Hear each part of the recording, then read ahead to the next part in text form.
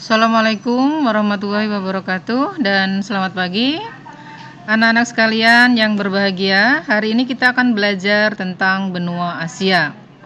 Tujuan dari pembelajaran ini adalah kalian diharapkan memahami tentang benua Asia. Sebelum membahas benua Asia lebih luas lagi, ada baiknya kalian tahu dulu letak dan luas benua Asia. Secara astronomis, benua Asia itu terletak di antara 26 derajat bujur timur sampai 170 derajat bujur timur dan 11 derajat lintang selatan sampai 80 derajat lintang utara. Sedangkan luas dari benua Asia adalah kurang lebih 44 juta kilometer persegi atau seperempat dari luas benua atau luas daratan di dunia. Batas-batas benua Asia, sebelah utara adalah Samudra Arktik, sebelah timur Selat Bering dan Samudra Pasifik, sebelah selatan Samudra Hindia, dan batas baratnya dibatasi oleh Pegunungan Ural, Laut Kaspia, Laut Hitam, Selat Bosporus, Selat Dardanella, Laut Tengah, Terusan Suez, dan Laut Merah. Kalian yang ingin tahu hal-hal yang saya sebutkan tadi, silakan dilihat di atlas kalian. Buka tentang benua Asia. Selanjutnya adalah kawasan di benua Asia. Dari tugas yang sudah kalian kumpulkan, Ibu perhatikan kalian sudah paham bahwa benua Asia dibagi menjadi 5 kawasan. Yang pertama adalah Asia Barat, Asia Timur, Asia Tengah, Asia Tenggara, dan Asia Selatan. Pada pertemuan selanjutnya nanti kita akan bahas satu persatu dari kawasan ini. Iklim di benua Asia. Benua Asia sangat luas sekali, karena itu iklimnya bervariasi. Hal ini dipengaruhi oleh letak astronomis dan lingkungan fisiknya. Ada 5 iklim yang terdapat di benua Asia. Yang pertama adalah iklim tropis. Iklim tropis itu ditandai dengan curah hujan tinggi, suhu dan kelembapan udara yang tinggi sepanjang tahun. Nah, iklim ini ada di Asia Tenggara dan Asia Selatan. Yang kedua, iklim sedang. Iklim sedang ditandai dengan adanya 4 musim, yaitu panas, gugur, dingin, dan semi. Kemudian yang ketiga adalah iklim kontinental kutub. Kenapa demikian? Karena memang dipengaruhi oleh suhu di daerah kutub yang sangat dingin, sehingga di daerah ini iklim musim dinginnya lebih panjang daripada musim panas. Nah, adanya di mana? Di Asia Utara, yaitu di daerah atau di wilayahnya Rusia. Kemudian yang keempat, iklim kontinental. Nah, iklim kontinental yang keempat ini ditandai dengan pengaruh daratan yang sangat dominan. Nah, ini terdapat di Asia Tengah, di mana daerah itu sangat jauh dari laut. Yang kelima, iklim gurun, yang ditandai dengan adanya variasi suhu yang sangat ekstrim. Artinya kalau siang sangat panas sekali, sedangkan kalau malam sangat dingin sekali. Dan curah hujannya rendah. Nah, iklim ini ada di Asia Barat. Contohnya di Arab. Materi selanjutnya adalah kondisi alam di benua Asia. Artinya kita akan berbicara tentang bentang alam benua Asia. Anak-anak sekalian, benua Asia adalah tempat bertemunya 2 jalur pegunungan muda, yaitu Sirkum Mediterania dan Sirkum Pasifik. Sehingga di Asia itu banyak terdapat gunung berapi atau gunung api. Nah, benua Asia terbagi atas beberapa bagian. Yang pertama, bentang alamnya yaitu 1 pegunungan lipatan muda yang memanjang dari Laut Tengah menuju Turki sampai ke pegunungan Kaukasus dan membujur ke timur menuju Iran dan India.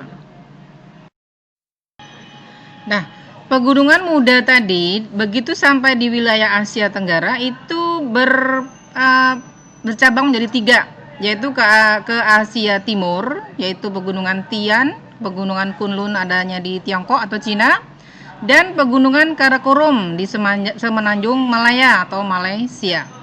Kemudian bentang alam yang kedua di Asia adalah daerah Plato Tua. Plato itu apa? Dataran tinggi, yang meliputi Plato Arabia di timur Arab dan Plato Dekan di India. Penampakan alam yang ketiga di Asia adalah daerah dataran rendah. Nah, dataran rendah yang terluas itu ada di daerah Siberia dan Tiuran di wilayah Rusia, artinya di Asia Utara. Yang keempat, dataran rendah dan lembah sungai yang meliputi das. Das itu daerah aliran sungai. Apa saja? Sungai Tigris, Yufrat, Indus, Sungai Gangga, Irrawaddy, Mekong, Yangtze, dan Sungai Huanghe. Yang kelima, bentang alam yang kelima di Asia adalah daerah gurun.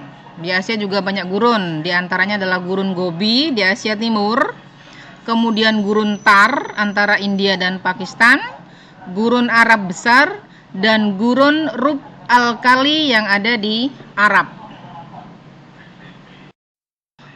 Bentang alam Asia selanjutnya adalah tata air, artinya kita akan berbicara tentang sungai, danau, dan laut-laut yang ada di Asia. Nah, ini Ibu singkat saja, sungai-sungai yang ada di Asia yang disebutkan hanyalah sungai-sungai yang besar seperti Sungai Yangtze, Sungai Huanghe, nah ini ada di Cina. Sungai Mekong ini mengalir dari Cina sampai bermuara di Laut Cina Selatan. Ini mengaliri sebagian dari wilayah Asia Tenggara. Kemudian Sungai Lena dan Sungai Irtis. Selanjutnya tata air yang kedua adalah danau besar yang ada di Asia seperti Danau Laut Kaspia, Danau Baikal, Danau Balkas, Danau Taimirdan, dan Danau Isyk-Kul. Dan jangan lupa danau-danau yang ada di Indonesia, contohnya adalah Danau Toba. Kenampakan alam dan bentang alam di Asia selanjutnya yang tidak kalah pentingnya adalah tanah. Nah, tanah di Asia, di benua Asia itu beragam jenisnya. Hal ini dipengaruhi oleh fisik dari daerah tanah itu berada. Contohnya adalah yang pertama adalah tanah aluvial. Tanah aluvial itu terbentuk dari sisa-sisa endapan yang ada di sungai. Karena itu tanah aluvial biasanya terdapat di sekitar sungai-sungai yang besar. Yang kedua, tanah vulkanis. Tanah vulkanis dari namanya saja kita tahu bahwa tanah itu adalah tanah yang ada di sekitar gunung berapi. Yang ketiga adalah tanah latosol. Nah, latosol ini ada di daerah tropis. Biasanya terbentuk juga dari sisa-sisa rawa-rawa yang mengering. Kemudian yang keempat tanah potsol. Nah, tanah potsol ini kurang subur. Kenapa? Dipengaruhi oleh suhu di daerah tersebut yang tidak bersahabat. Contohnya adalah terdapat di Asia bagian utara. Bentang alam atau keadaan alam yang selanjutnya adalah tentang flora dan fauna yang ada di Asia. Nah, ini tidak semua Ibu sebutkan. Di sini hanya contoh-contoh saja. Contohnya di Asia Utara. Floranya itu seperti lumut dan rumput. Kenapa? Karena ini adalah daerah tundra. Daerah tundra itu padang rumput yang ada di dekat kutub. Biasanya pohon-pohonnya itu berdaun jarum seperti pinus dan sebagainya. Faunanya yang ada di Asia Utara seperti moose. Moose itu sejenis dengan kijang atau rusa yang sangat besar. Kemudian ada beruang es atau beruang kutub dan serigala abu-abu. Sedangkan di Asia Barat dan Asia Tengah, floranya contohnya adalah Pinus aleppo, kemudian pohon mastik, cistus, dan halocyclone. Fauna di Asia Barat dan Asia Tengah contohnya adalah unta, gazelle. Gazelle itu sejenis dengan rusa tapi kecil. Kemudian kucing padang pasir, dan terakhir adalah jakal. Sedangkan flora fauna di Asia Timur. Kalau di Asia Timur tuh banyak sekali flora dan faunanya. Cuma ini saya sebutkan saja sedikit. Floranya contohnya adalah pohon ek, palem, bambu, dan magnolia. Sedangkan fauna yang terkenal dari Asia Timur adalah panda.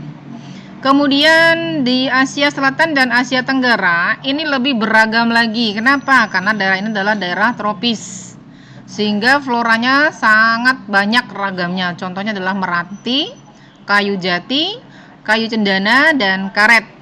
Sedangkan faunanya contohnya adalah harimau, gajah, orang utan, badak, dan sebagainya. Nah, demikian anak-anak sekalian materi pada pertemuan kita kali ini.